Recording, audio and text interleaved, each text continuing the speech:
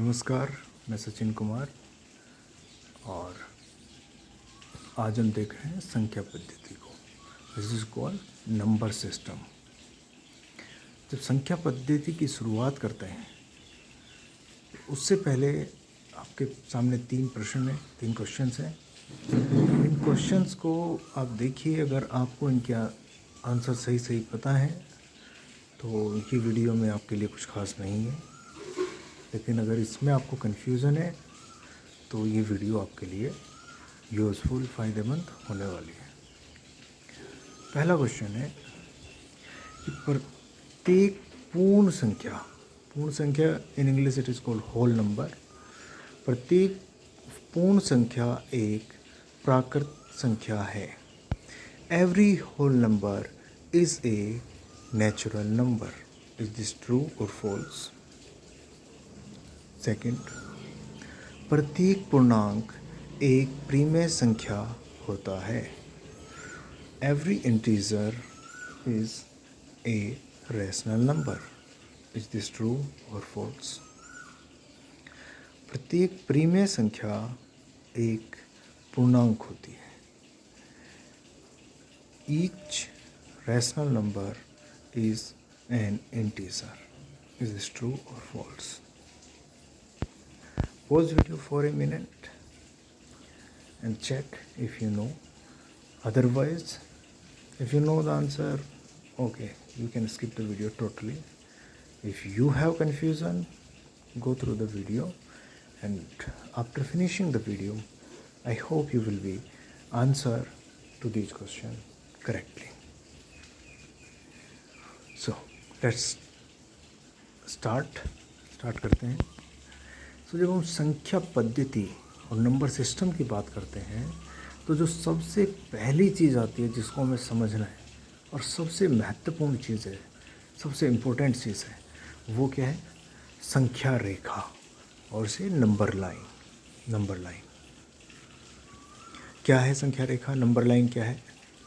ये एक इमेजिनरी काल्पनिक लाइन है।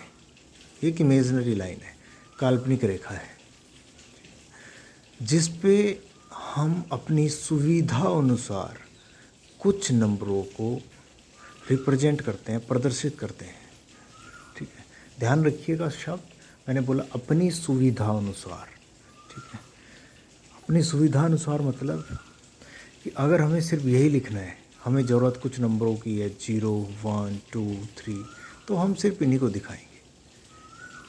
लेकिन अगर हमें कुछ भिन्न संख्याएं, फ्रैक्शंस भी लिखने हैं, उनकी हमें ज़रूरत है कि वो कहाँ है, से सपोज 1/2 है ना, दिस कम्स अराउंड 0.5 तो हमें ये देखना है कि संख्या रेखा पे कहाँ है। तो 0.5 वो 0 और 1 के बीच में है, तो हम इसे यहाँ प्रदर्शित कर सकते हैं।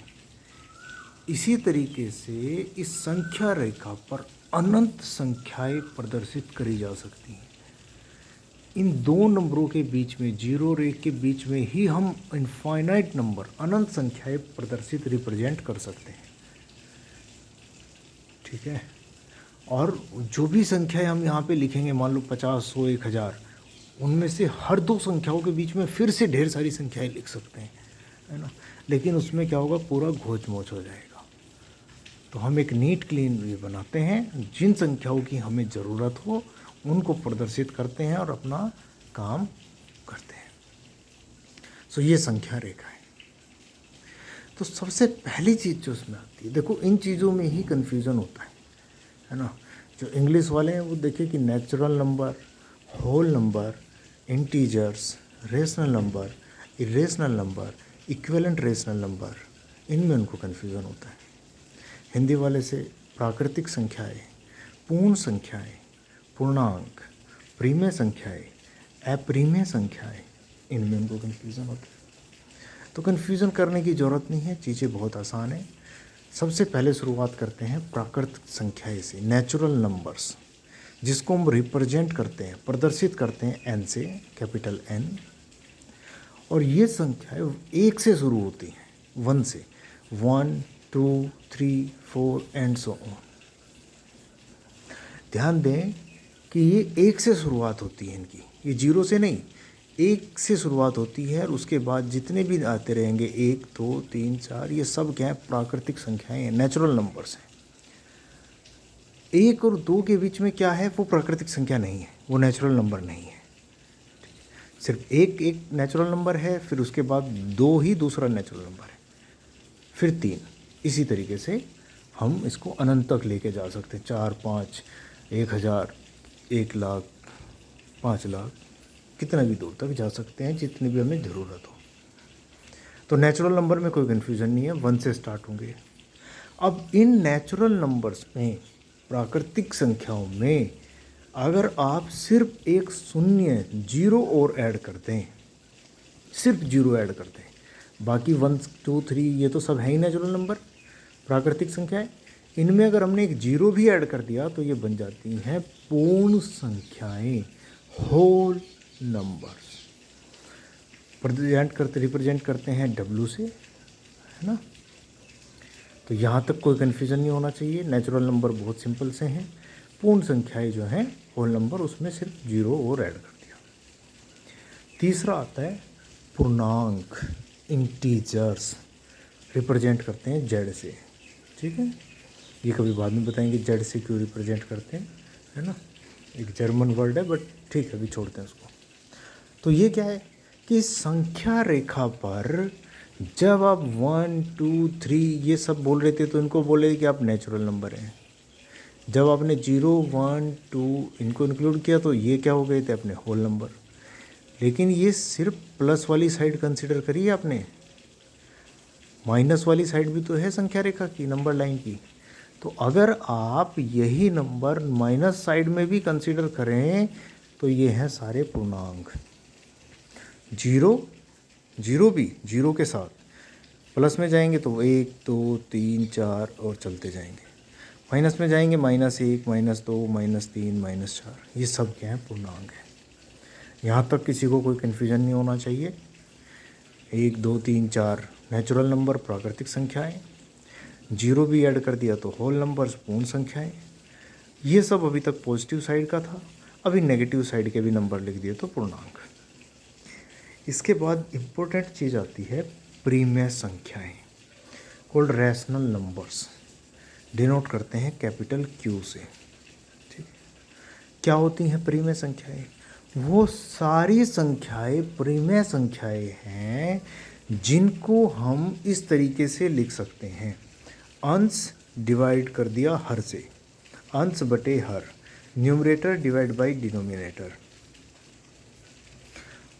तो numerator divide by denominator, yes. Numerator में क्या है P, डिनोमिनेटर में क्या है Q। ये P और Q क्या है, ये P और Q दोनों इंटीजर होने चाहिए।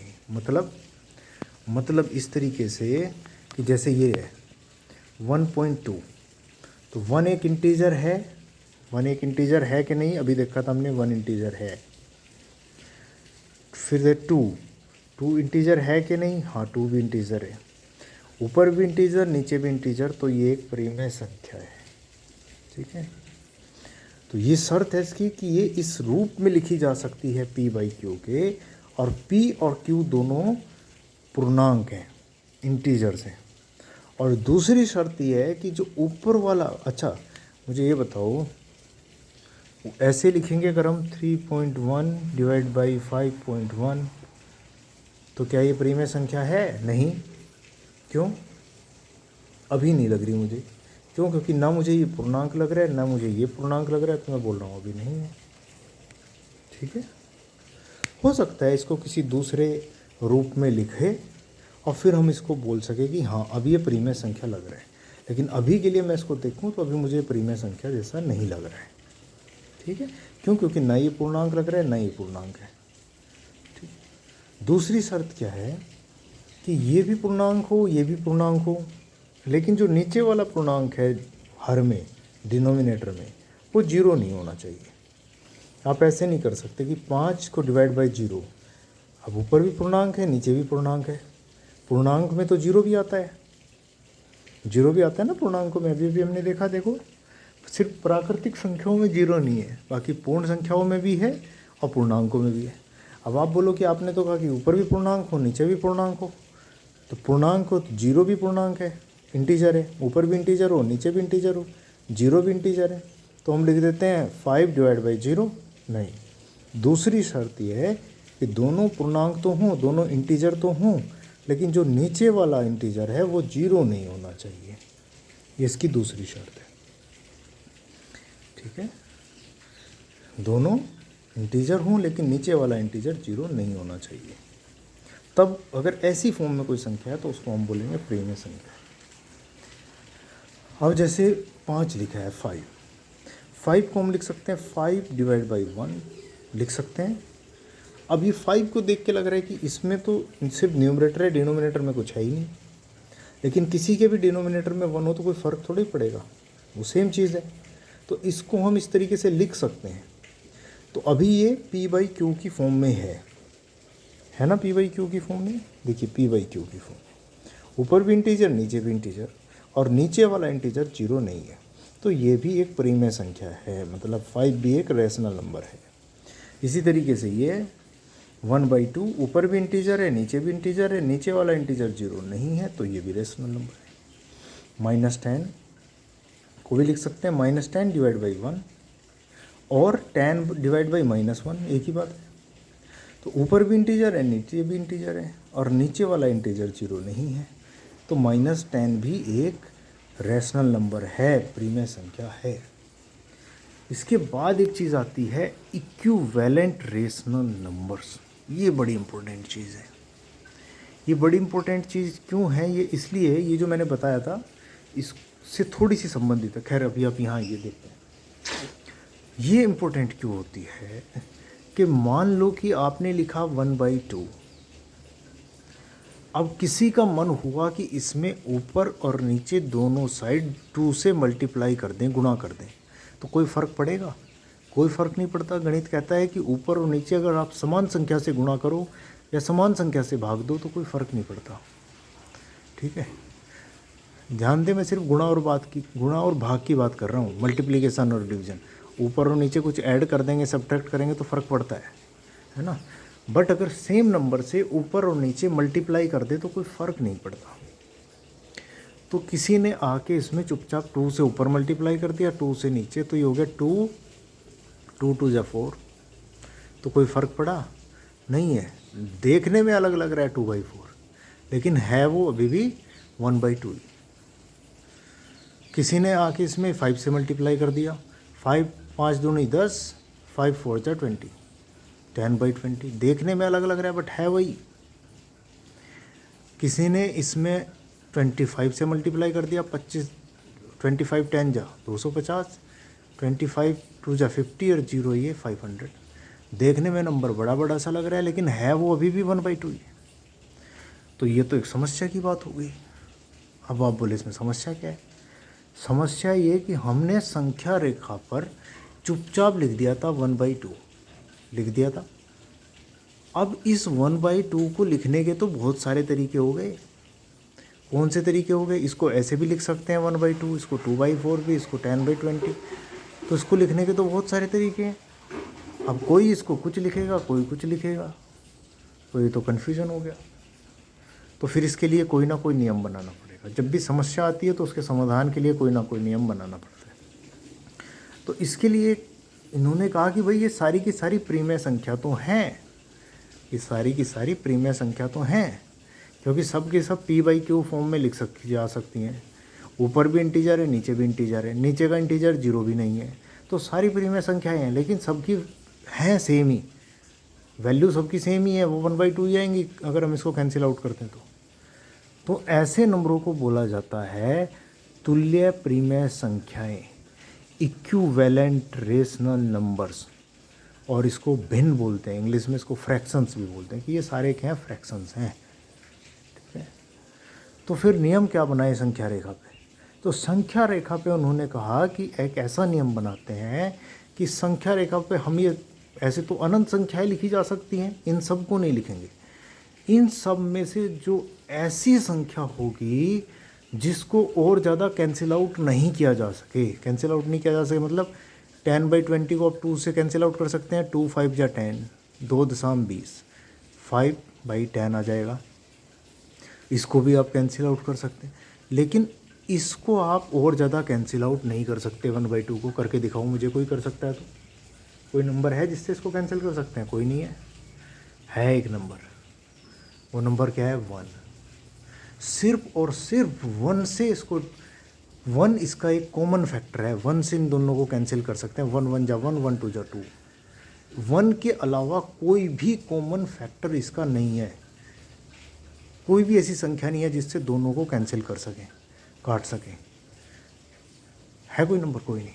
तो ऐसी जो इनमें संख्या होगी जो इस रूप में होगी कि उसको उससे ज़्यादा अब और छोटी फॉर्म में नहीं लिखा जा सकता, अब उसका कोई कॉमन फैक्टर नहीं है, तो उसको बोलते हैं कि जब वो न्यूमरेटर, डिनोमिनेटर, अंश और हर इस रूप में हो कि उनको कोई भी संख्या काट ना सके एक के सिवाय, except 1 there is no common factor of the numerator और डिनोमिनेटर। ठीक है, तो ऐसी संख्याएं, those numbers which has no common factor except 1 are called coprime numbers. वो संख्याएं जिनको एक के अलावा किसी भी संख्या से काटा ना जा सके, वो संख्याएं कहलाती हैं असहभाज्य संख्याएं और कोप्राइम नंबर। जैसे 1 और 2 है, 1 और 2 को 1 के अलावा किसी नंबर से काटा ही नहीं जा सकता, तो ये अब कोप्राइम फॉर्म है। तो इस रूप को हम संख्या रेखा पर निरूपित करेंगे, संख्या रेखा पर नंबर लाइन पर रिप्रेजेंट करेंगे। ये हमने रूल बना लिया। ठीक है जी, तो ये वीडियो यहीं पे एंड करते हैं। ये 3 क्वेश्चन जो मैंने आपसे पूछे थे, आई होप कि अब आप इनका आंसर दे सको, है ना। वीडियो पॉज करके एक बार खुद से ट्राई कर लो, है ना। होता है तो ठीक है, नहीं तो मैं कंटिन्यू कर रहा हूँ, फिर वीडियो चालू करके देख लेना, आंसर मैं बता रहा हूँ। इसने लिखा है, पहला सवाल है, फर्स्ट क्वेश्चन है, प्रत्येक पूर्ण संख्या एक प्राकृतिक संख्या है। Each whole number is a natural number. ठीक है, तो पूर्ण संख्या और प्राकृतिक संख्या क्या है, पहले आपको वो पता होनी चाहिए, है ना। तो मैं लिख ही देता हूँ उसमें। जैसे हमने पूर्ण संख्याएं देखी तो हमने पहले प्राकृतिक संख्याएं देखी थी। प्राकृतिक संख्या क्या थी? 1 2 3 4 और सो। पूर्ण संख्याएं क्या थी? प्राकृतिक संख्या मतलब natural number. Okay, natural number क्या थे? ये थे। और पूर्ण संख्याएं, होल नंबर क्या थे? उसमें 0 भी आ गया था। 0 1 2 3 4 एंड सो।